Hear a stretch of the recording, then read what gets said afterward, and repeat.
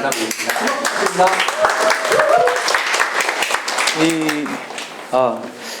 제 소개를 간단히 드리면 저는 디자이너로서 디자인 컨설팅 회사에서 일하고 있는 송영일인데요. 제가 그렇게 디자인이라고 얘기했더니 저희 팀원분들이 다 의외다.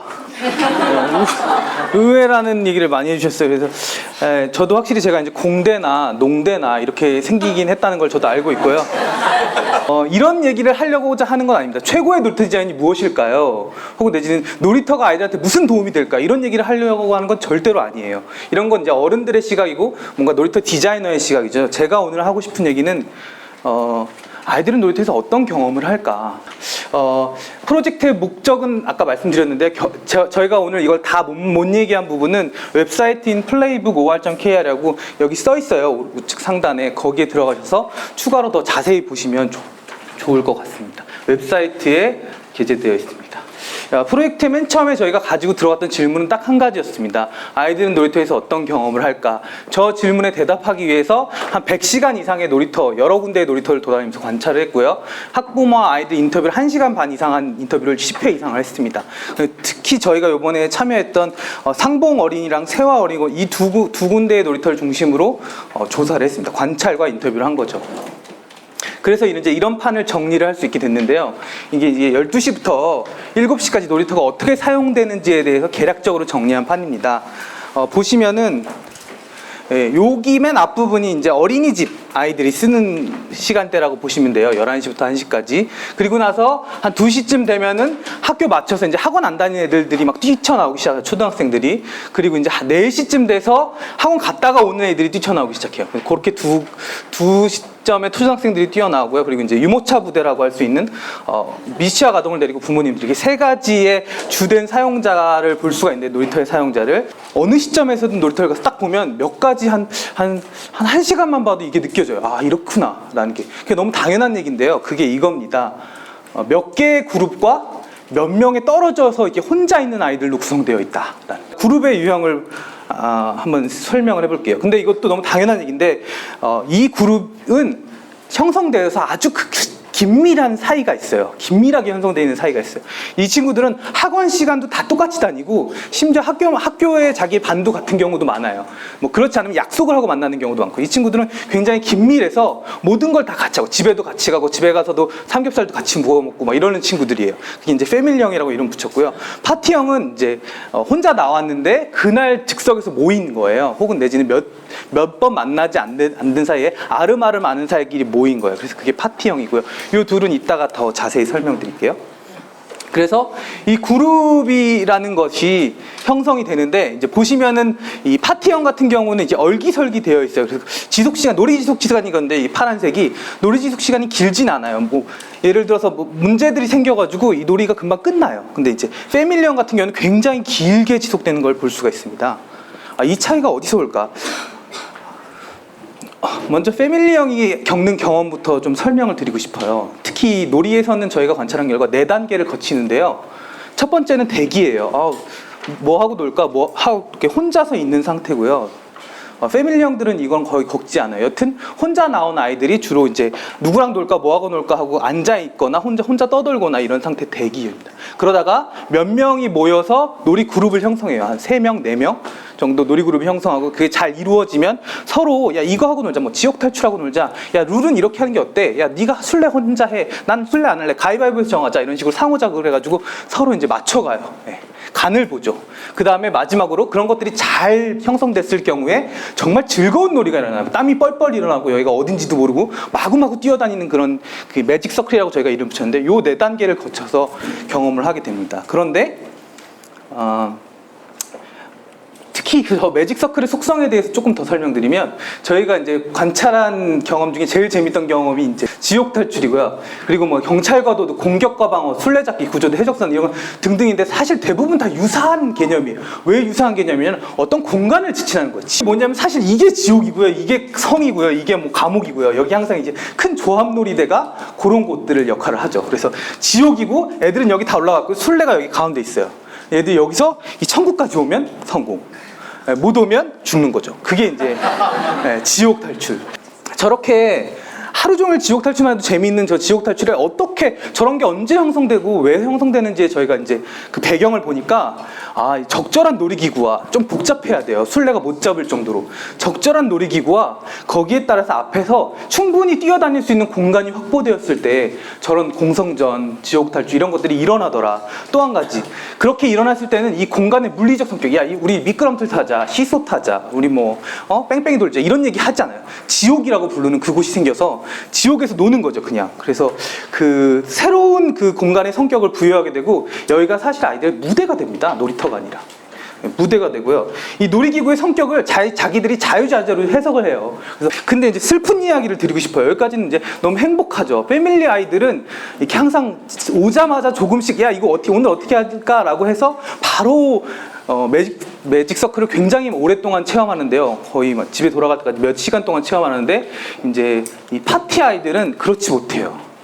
그날 즉석 모인 아이들은 몇 가지 이유 때문에 그러지 못하는데 저희가 그걸 정리해 보니까 일단은 외적인 요인이에요. 외적인 요인은 너무 당연하죠.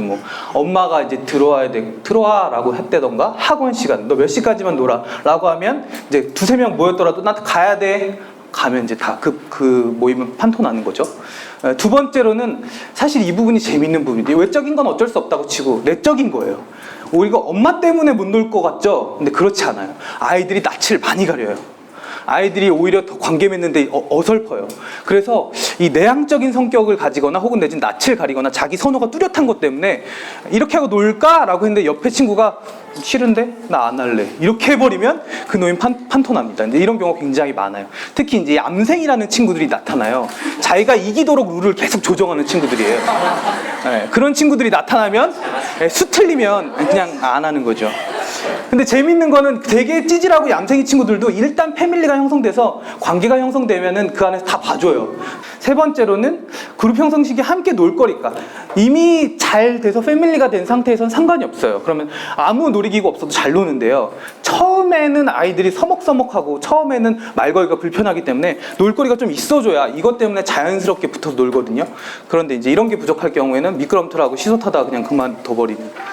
마지막으로 이제 나오는 게 요거랑 2번이랑 비슷한데 굉장히 미숙한 놀이 규칙을 제시하는 거예요. 우리 동네는 이렇게 하는데 난 이렇게 할래 이렇게 해버리면은 그 룰 제시하다가 그냥 판토 나버리는 이렇게 4가지 정도를 볼 수가 있었습니다.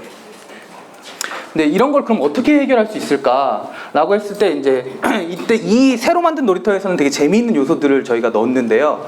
저희가 이제 실제로 조경작업소울이랑 경기대 쪽 분들이 굉장히 잘 만들어 주셨는데 그게 뭐냐면 이 그물놀이 같은 거예요. 이런 그물놀이가 좋은 게 뭐냐면 누구나 와서 이렇게 그냥 부시간에 낄 수가 있어요. 그럼 여기 끌어주는 사람 따로 있고 그냥 몇 명 올라탈 수 있는 사람 따로 있고 저도 가서 옆에 있다 서 있었는데 여기 끌어주는 애가 저 타라 그래요. 저 탔거든요. 그런 처럼 그냥 자연스럽게 역할이 정해지고 누구나 와서 낄 수 있게끔 돼요. 이러면은 이제 어떻게 보면은 취향이나 성격 같은 것들이 크게 타지 않는 놀이기구가 되는 거죠. 그럴 경우가 좋고요. 또 한 가지는 이제 바닥 놀이터 같은 것처럼 크게 기구에 의존하지 않더라도 조금만 더 룰이 명확한 놀이기구가 있으면 그런 거 갖고만 해도 충분히 아이들은 놀기 시작해요. 그리고 이렇게 놀거리가 떨어지면 저런 거 가지고 다시 놀기도 하고요. 저기서 형성되기도 하고. 이제 아까 말씀드렸지만 얘네들은 이제 그룹에 대한 얘기고 그룹이 아니라 떨어져 있는 아이들 몇 명 보시면 이제 크게 2가지 유형으로 볼 수가 있는데 체류 시간에 따라 나눌 수가 있어요. 체류 시간에 따라서 길게 체류하는 아이들은 저희가 지킴이형이라고 불렀어요. 놀이터를 하루 종일 지키고 있어요. 장승처럼. 그래서 하루 종일 지킴이형이라고 볼 수가 있고요. 짧게 체류한 아이들은 방문객형이라고 볼 수가 있어요. 이제 둘 다에게 놀이터는 굉장히 의미 있는 공간인데요. 안타까운 점은 이 둘이 다 사실은 잘 끼기가 힘들어요. 왜 끼기가 힘드냐면 이 지킴이형 같은 경우는 워낙 체류 시간이 길기 때문에 잘 노는 시간은 생각보다 짧고요. 자기가 아는 친구들과 노는 시간이 생각보다 짧고 5시간, 6시간씩 있는 경우도 있기 때문에. 근데 한 놀이터에 5시간, 6시간이 있는 건 아니에요. 놀이터 한 3군데를 돌아다녀요. 저희가 이걸 따라다니지 않았으면 알지 못했던 3군데를 돌아다니는데 그럼에도 불구하고 자기가 진짜로 재밌게 노는 시간보다는 기다리는 시간이 훨씬 더 길어요. 그래서 이 둘 다 그룹에 끼기가 힘들어서 차라리 집에 있었으면 시무룩해지진 않았을 거예요. 집에 있으면 그냥 혼자 있는 게 기본이니까. 그런데 놀이터에서 잘 노는 아이들 사이에 혼자 있는 건 더더욱 슬픈 경험인 거죠. 그래서 이제 이 친구들한테 뭔가 대기 시간을 줄이고 같이 놀 수 있는 경험을 촉진해 주는 게 되게 중요하다라는 걸 볼 수가 있었습니다. 그래서 저희가 이제 생각했던 거는 뭔가 슬그머니라는 개념인데요.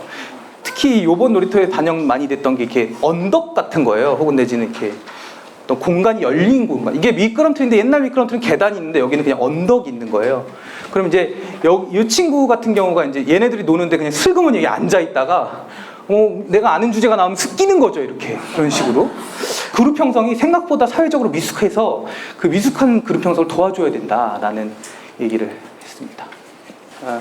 이 놀이터라는 경험은 사실 굉장히 이 아이들의 목적 중심적인 일상에서 벗어나서 그들만의 연결 상태가 가진 힘으로, 이 놀이기구도 물론 훌륭하지만 그들만의 연결, 상호자극 이런 힘으로 굉장히 매직서클, 환상적 경험, 일상에서 경험해보지 못하는 그냥 단순히 잘 놀았다 정도 개념이 아니라 지옥 탈출을 한다, 진짜 지옥이 생긴 것 같은 그런 경험을 하게 해요. 혹은 내지는 진짜 경찰과도, 그럼 진짜 내가 경찰이 되고 진짜 제가 도둑이 되고 이런 상황을 정말로 몰입해서 합니다. 그런 어떤 무대를 만들어내면 분명히 목격할 수 있었고요. 두 번째로는 이제 이거를 매직서클이라고 이름 부르니까 너무 모호해서 제가 생각하기에 아이들이 마치 눈을 뜨고 꿈을 꾸는 것 같은 느낌이다. 이게 현실 세계와 상상의 세계가 약간 중간에 있는 접목되는 세계인 것 같다라는 얘기를 하고요. 또 이것 자체가 굉장히 중요한 게 어른들의 목적이나 기대를 벗어나서 자기들만이 만든 규칙이 지배하는 공간이에요. 선생님이 되셨든 도구가 됐든 기구가 됐든 공간이 됐든지 간에 아이들의 사회적 형성을 도와주어야 된다라는 걸 얘기할 수 있고, 이제 마지막으로 제가 이제 짧게 이것만 얘기하고 마치도록 하겠습니다. 네, 부모님들에 대한 얘기인데요. 사실 저희가 부모님을 인터뷰하면서 느낀 점은 좀 놀이터에 대해서 좋지 않게 생각하시는 부분이 많다였어요. 놀이터에 대해 긍정적인 면보다는 놀이터라는 것이 어떻게 보면 그냥 뭐 어쩔 수 없이 내보내는 곳이지 놀이터에 의미 부여를 한다든가 놀이터를 굉장히 적극적으로 활용하시려는 그런 인식을 가지신 분은 거의 없었거든요. 그래서 이제 저희가 굳이 두 개로 나누자면 놀이터에 나온 엄마 아빠들의 형태는 4시간 확보형과 아이 집중형으로 저희가 볼 수가 있었어요. 이 4시간 확보형은 아시겠지만 사방이 사방이 막혀 있는 놀이터들이 있어요. 그럴 때는 이제 그 앞에 병목 그 딱 나가는 공간만 딱 지키고 거기 스마트폰을 하는 거죠. 네, 아이가 이제 나가지만 않게 이제 그런 엄마들이고요. 그 이제 대충 저희가 보면 워킹맘들이에요. 워킹맘들이 이 직장 마치고 막 빨리 일도 처리하면서 아이도 볼 때 이렇게 많이 하시는 걸 볼 수가 있습니다. 아이 집중형은 이제 아이들과 노는 것을 굉장히 좋아하는 거예요. 아이들과 그 놀이터에서 즐거운 경험을 하는 것을 추구하죠. 네. 슬픈 거는요. 엄마들 경우에는 이 두 가지 다 상관이 없어요. 왜냐면 두 가지 다 자기가 원하는 바고 목표를 다 이루니까. 근데 아빠들의 경우에는 두 가지 다 좀 슬퍼요.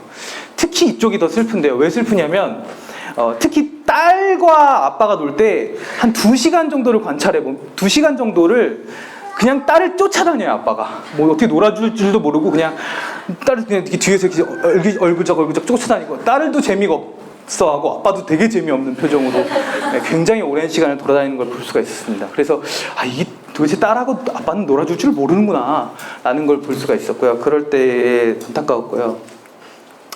그래서 이런 것들을 해보면 어떨까. 뭔가 그냥 단순히 그네지만 뭔가 부모님과 아이가 상호자극을 할 수 있는 그네나 혹은 내지는 이것도 되게 재밌더라고요. 여기 있는 엄마나 아빠가 이걸 잘 아니까 이렇게 해야 돼? 저렇게. 아이들도 오히려 물어봐요. 자기들끼리 룰이 쫑나면 깨지 않고 어른들 이건 어떻게 해야 돼요? 물어봐요. 대체로 어른들도 그 놀이를 모르거든요. 지옥탈출이나 이런 거는. 근데 이런 건 다 아니까 어른들이 이렇게 해. 라 그러면 그렇구나 라고 하고 넘어가야죠. 한 가지만 더 강조를 제가 드리고 싶은 부분은, 제가 오늘 발표하면서 사실은 그 매직서클이라는 걸 되게 재미있게 얘기를 했는데요. 사실 더 중요한 건 매직서클은 결과고요. 그냥 더 중요한 건 상호자극 부분인 것 같아요. 서로를 더 어떻게 상대방하고 더 자극을 주고받냐를 아이들한테 놀이터에 왜 오는지 기대하고 뭘 기대하는지를 저희가 물어보면 아이들 대체로 다 굉장한 즐겁게 놀고 싶어서 오는 아이들은 별로 없었어요. 대체로 물어보면 무언가 벌어질 것 같은 기대, 그러니까 무슨 모르지만 의외의 것들이 일어날 것 같은 기대 정도로 왔거든요. 그게 이제 상호자극이거든요. 그래서 이 상호자극이 정말 중요하다라는 점을 강조드리면서 발표를 마치도록 하겠습니다. 감사합니다.